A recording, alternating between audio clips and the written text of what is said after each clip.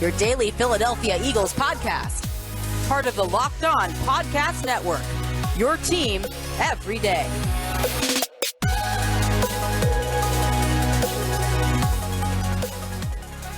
This offense looks really exciting on paper. It's young. It's promising through the air, on the ground. And Gino, a big part of that last year, and he's going to be a big part of it this year. Who knows about the future after 2022, but it's Miles Sanders. And before we get into our What If series, we continue that with round 2 today, talking about Deshaun Jackson, the Eagles against the Packers in the 2010 playoffs. I'm sure listeners know where we're going with that one.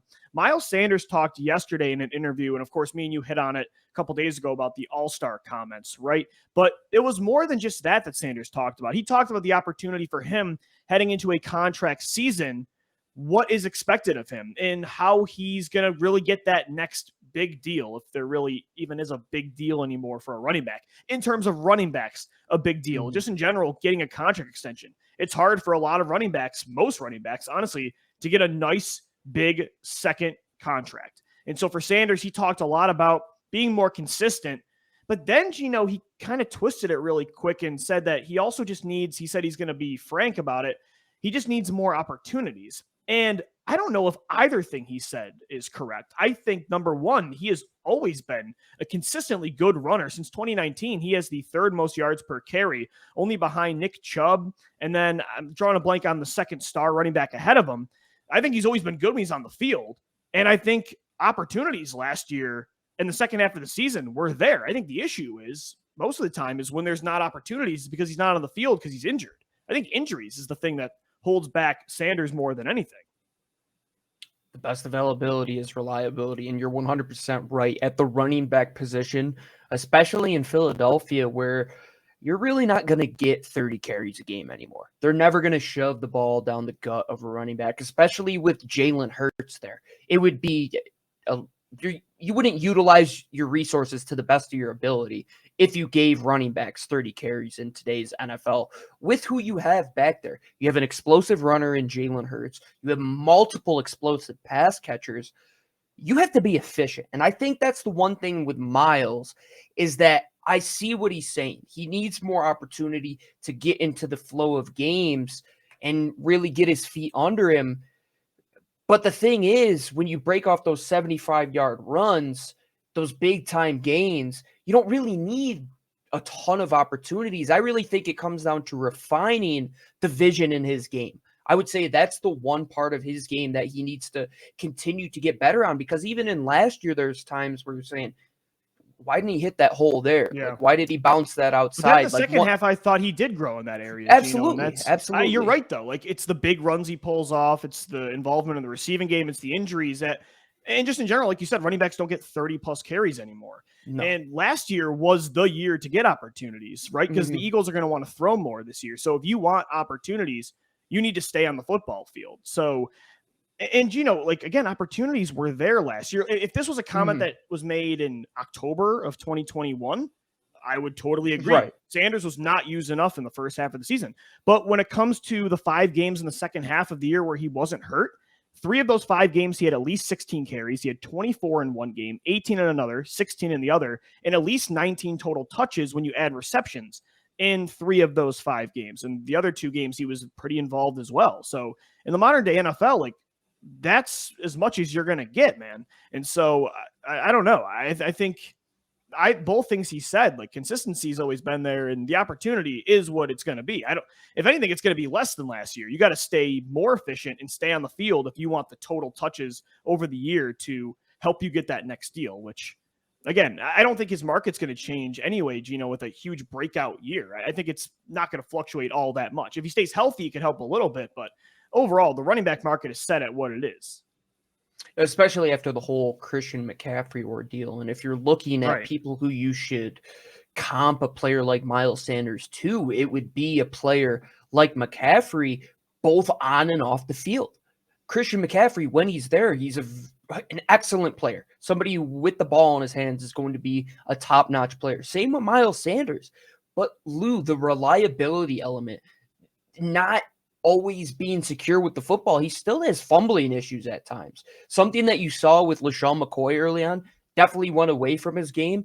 Miles Sanders, there's still aspects to his game where we were talking about when he was drafted, he was still very raw.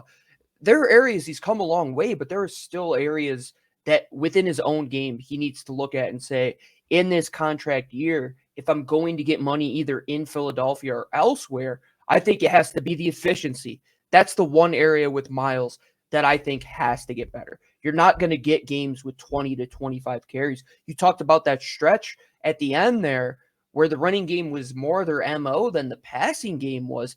He didn't touch 31 times. So what do you expect, especially when Kenny Gainwell was the more efficient runner inside of the tackles? And if you want more opportunities in the receiving game, you got to catch the football. I think he was great at that in 2019, but he struggled with that over the last 2 years. Yeah, but again, I'm not downhill. Yeah, and my issue is with Miles Sanders. It has nothing really to do with him. It's really more just his position and what he's asking for, because Sanders has been a great piece of your offense. I mean, he's one of only 10 running backs in NFL history to rush for 700 or more yards with at least a 4.5 yards per carry average in his first 3 seasons. So like, this is a very good football player, but you know, you're not going to get more opportunities unless you stay healthy.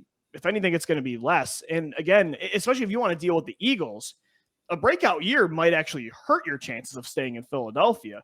Overall, 100%. no matter what he does, Gino, this year, unless he just bombs out and only plays 3 games or he's horrible, it's not going to dictate his market by, you know, $5,000+ annually. It could change a little bit if he plays all 16 games. It might go up a little bit, and he could find a big deal maybe elsewhere. But overall, I think Sanders, it'll be interesting to see what the market is for him next year. And I think the Eagles will want him back. I do too. He's a great do-it-all weapon that I think in 2018, that's all we talked about in this podcast during the draft season, in 2019 as well. But the Eagles will be very disciplined with that contract. Unlike Mailata, Josh Sweat, you know, last year, a lot of the players that needed deals that were on more important positions. You look back to the last time that a running back has gotten a big contract in Philadelphia, LaShawn McCoy, man. I mean, it's been a long time. And before that, it was Westbrook. They don't pay they didn't pay Deuce Staley. They let him walk. It's been the MO for not just the last 5 or so years. It's been that way for several years. Unless you're the elite of the elite, which I would say in terms of Brian Westbrook and his play in Philadelphia was up there in the upper echelon of the NFL. Same with LaShawn McCoy. Miles Sanders is there, but you got to be on the field, and you also have to be the top of the top to garner that type of money in Philadelphia. And that's what it comes down to. You have to look at the player and you have to look at the team. What have they done at that position in the past? They've gone out. They've taken all their outlets where they're drafting guys in the 4th, 5th round, even undrafted free agent territory. They're bringing in guys like LeGarrette Blount, Jay Ajayi's, who are on their last leg, to see if they could get a bit out of them. Even Jordan Howard, who last year was maybe a better runner at times than Miles was in a little bit of the action during that season. So are they going to pay him $10+ million a year? I don't think so. Absolutely not. Well, and Gino, how many running backs honestly even get that? I mean, that's the thing. Like, he's not going to get more than a guy like Aaron Jones. He's not going to get more than a guy like Christian McCaffrey. Does he think he's going to get paid that? I believe he does with everything that he's saying. But when you look at the curve of returns on paying a running back that much, the Eagles never even touch that territory. And they won't, especially after what they've done the last couple of years. There's a good amount of running backs that do get 12+ annually. Aaron Jones, Joe Mixon, Derrick Henry, Delvin Cook, McCaffrey, Alvin Kamara, Zeke. So yeah, I mean, you could get a little more than that. He's not getting that. But not in Philly. That's the thing, Gino.